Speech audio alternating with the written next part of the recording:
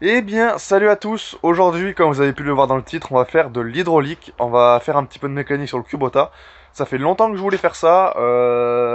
Il y a quelques petits problèmes qui durent depuis assez longtemps sur le Kubota, donc on va aller voir ça.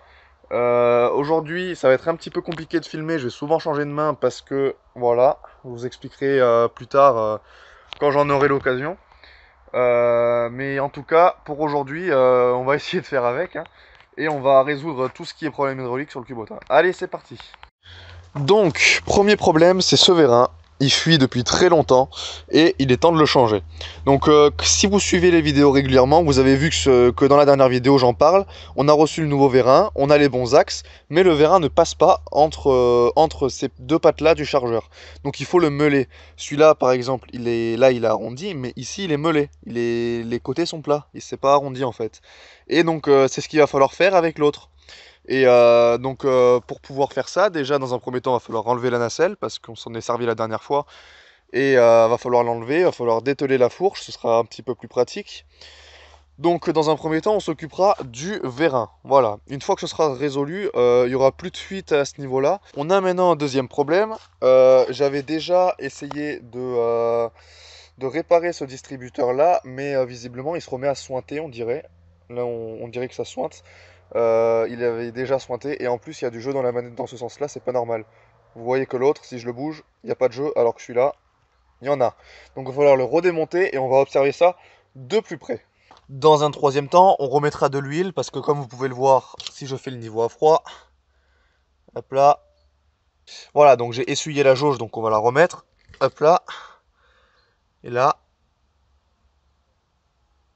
focus, ouais, bah en fait c'est parce que j'ai touché le bord, mais sinon voilà, il n'y a pas du tout le niveau en fait. Donc remettre de l'huile, important. Et donc là, j'ai fait le tour du tracteur. Donc si on a le temps, on va essayer de voir la pompe à huile. Tout simplement parce que y a un problème. Quand on débranche les deux flexibles de la fourche, qui sont là-bas, le relevage à l'arrière ne répond plus. C'est très simple. En fait, je débranche les deux flexibles qui sont de l'autre côté. Voilà. Ceux qui sont juste ici. Et le tracteur ne veut pas démarrer. Et donc, du coup, ben, c'est embêtant parce que si jamais on plie le chargeur, si jamais il se casse, si jamais il y a un problème avec le chargeur, ça veut dire que le tracteur ne peut plus démarrer. Si on le démarre avec les flexibles branchés et qu'on débranche les flexibles à ce moment-là, c'est le relevage à l'arrière qui ne répond plus. Voilà. Donc, si on a le temps, on essaiera de résoudre ce problème. Mais c'est pas dit qu'on ait le temps, hein. Bon, du coup, vous avez vu qu'il y a quand même pas mal de soucis à régler au niveau de l'hydraulique, donc on va s'y mettre et puis on va essayer de faire un maximum aujourd'hui. Voilà, allez, c'est parti.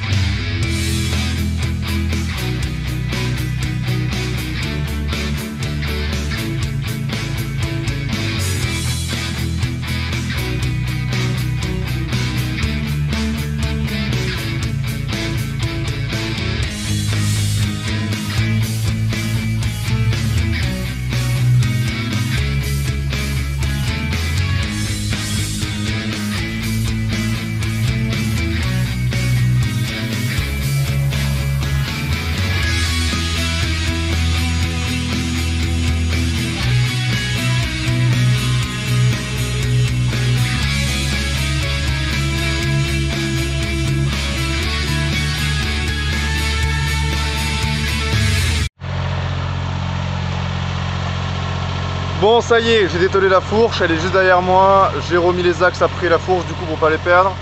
J'ai tout bien rangé correctement. J'ai mis le nouveau palox, d'ailleurs, vous l'avez jamais vu celui-là. Donc, je l'ai remis sur la nacelle comme c'était avant.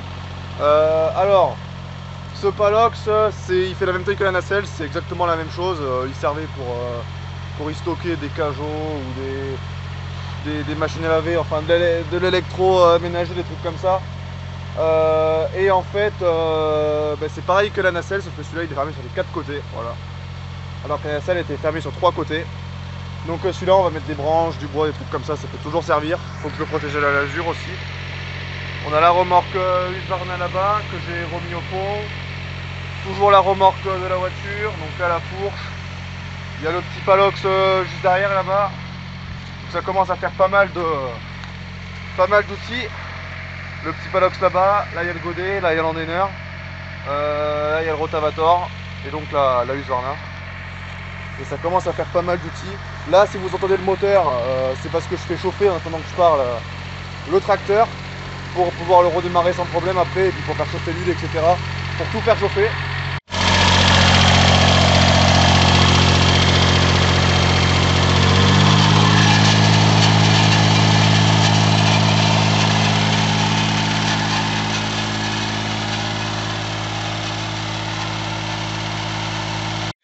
Bon, du coup, j'ai tout ce qu'il faut ici.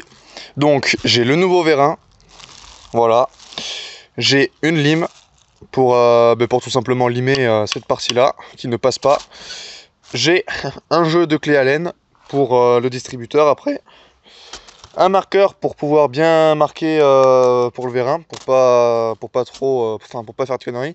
Et j'ai une clé de 19 sur cliquet pour démonter les flexibles. Voilà.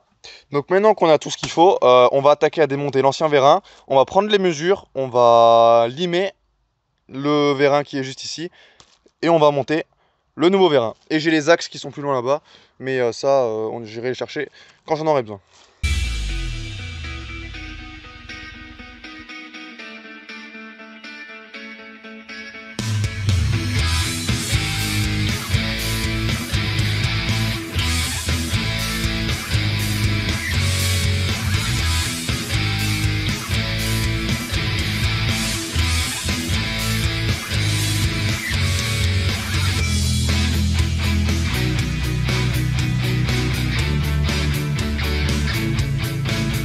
Voilà, donc là j'ai mis les deux vérins côte à côte pour bien vous montrer comment c'est foutu. Donc vous voyez bien qu'ici c'est beaucoup plus fin qu'ici. Là c'est vraiment la largeur du vérin, alors que là on a la largeur du vérin ici, mais ici c'est raboté. Et nous c'est ce qu'on va faire. On va faire comme ça sur celui-là. Donc va falloir faire des traits au marqueur et puis poncer aux endroits voulus.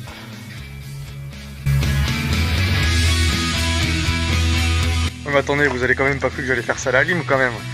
Non, en vrai, mon père, il a un disque à débarber, mais il sait plus où est-ce qu'il a mis, donc je pense qu'il le fera ce week-end. En attendant, on va s'occuper du distributeur, voilà. Je pense que le plus gros effet pour le vérin, il va juste aller barber. Et après, ce sera impeccable. Donc là, on va s'occuper des distributeurs. Alors, les distributeurs, comme je vous ai expliqué tout à l'heure, lui, il a pas de jeu, lui, il a du jeu. Lui, j'ai déjà démonté, et en plus, apparemment, là, il se remet à sointer. Donc, on va au moins redémonter celui-là, voir ce qui va pas. Et si je sais pas ce qui va pas, je démonterai celui-là aussi pour pouvoir comparer.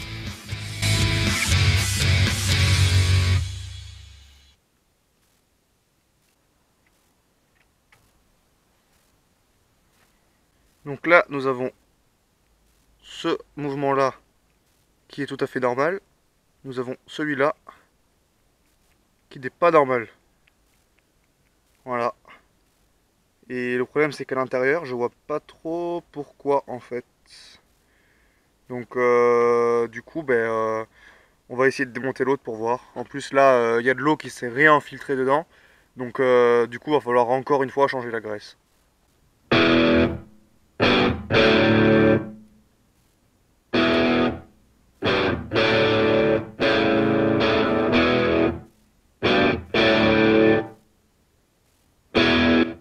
Bon là par contre, c'est vraiment dégueulasse. C'est même pas de la graisse là, ouais, c'est de l'eau, de la rouille. Donc va falloir arranger ça.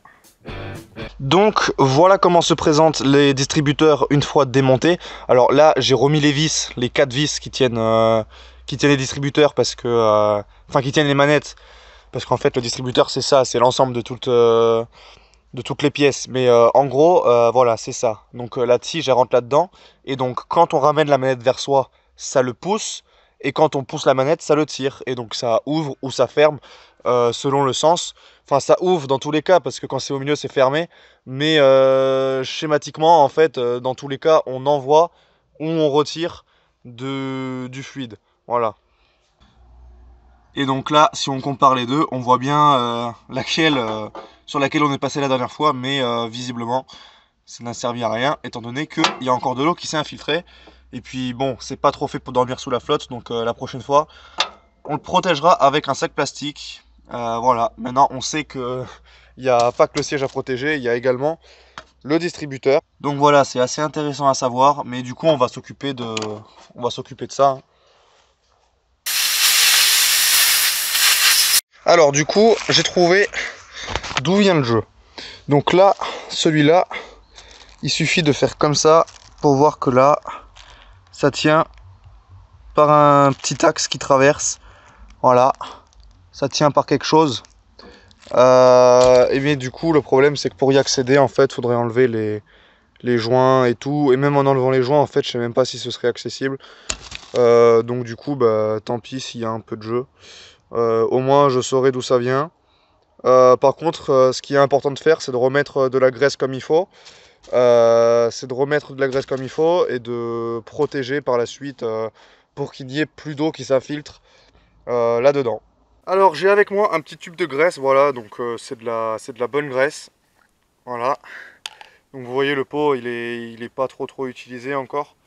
Donc ce que je vais faire, c'est que j'ai pris un petit tournevis et je vais tout simplement avec le tournevis en fait en mettre partout là-dedans. Et je vais en mettre également un petit peu là-dessus. Voilà.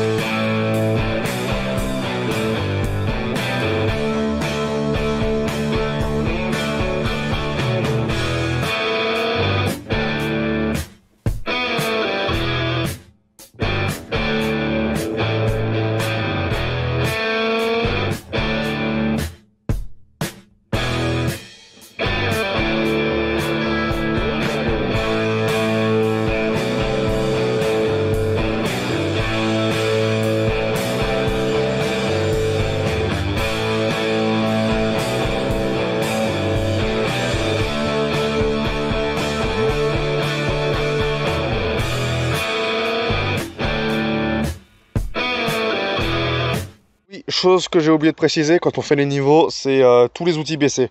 Relevage baissé à fond et chargeur baissé à fond, histoire que toute l'huile soit revenue dans le bloc. Parce que sinon, si vous remettez l'huile en fait, alors que le chargeur il est levé et le gyro pareil, en fait, ce qui va se passer, c'est que vous allez être à niveau dans votre réservoir, vous allez fermer le bouchon et au pire, enfin, à la limite, si vous vous en rendez compte trop tard, fermez pas le bouchon parce que quand vous allez redescendre le chargeur et redescendre l'outil à l'arrière, ça va déborder, ça va tout déborder et si vous fermez le bouchon, ça risque de tout péter. C'est pas bon d'avoir trop d'huile. C'est pour ça qu'il y a un niveau et qu'il y a une barre à respecter. Bon, bah voilà tout ce que j'ai mis. Voilà, sur le bidon de 5 litres. Donc en tirant la jauge juste ici, hop là, je suis à niveau. Ça veut pas focus, mais c'est pas grave. On voit bien la petite barre. Et donc, du coup, voilà.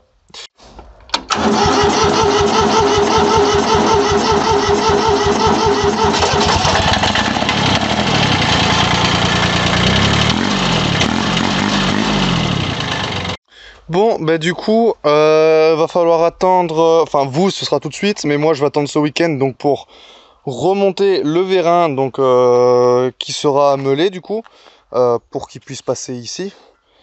Et il reste à faire également, donc là j'ai pas pu résoudre le problème malheureusement, mais au moins je sais d'où ça vient. Bah, je pense que par la suite peut-être ça se change, ça j'en sais rien, si vraiment ça se casse ou j'en sais rien. Mais sinon du coup maintenant que tout est à niveau, il y a deux solutions, soit en débranchant les flexibles, ça démarre et je peux lever le relevage et le baisser comme je veux, soit ça fait comme avant, et dans ce cas c'est un problème qui vient de la pompe à huile. Bon, ça y est, regardez, on a meulé le vérin, voilà, donc ça passe, impeccable, on a mis l'axe de 17, et là il reste plus qu'à enlever les caches qui sont là, pour pouvoir brancher les flexibles et tester ça.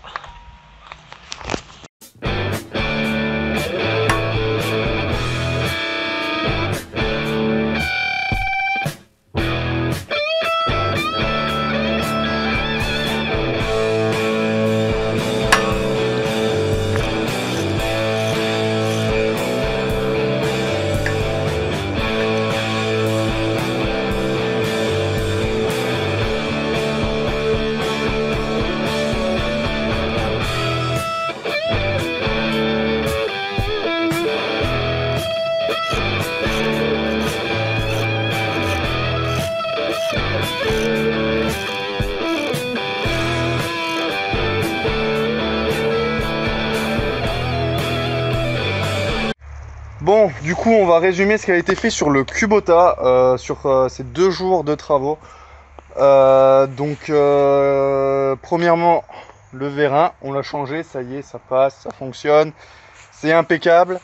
Ensuite, les distributeurs, maintenant, on les abrite comme le siège avec un sac plastique, vu qu'il dort sous la flotte, pas pour longtemps, mais pour l'instant, il dort sous la flotte. Du coup, je m'étais trompé, donc c'est pas que ça sointe, en fait, c'est la glu qu'on voyait, parce que quand j'ai recollé le joint, en fait, juste ici, voilà. Et par contre, le jeu, on n'a pas pu l'enlever, mais on a regraissé donc les 2 distributeurs, donc ça, c'est fait. À l'avant, pareil, c'est résolu. Le fait que le tracteur ne démarre pas quand on débranche ça, c'est pas résolu, j'ai pas trouvé.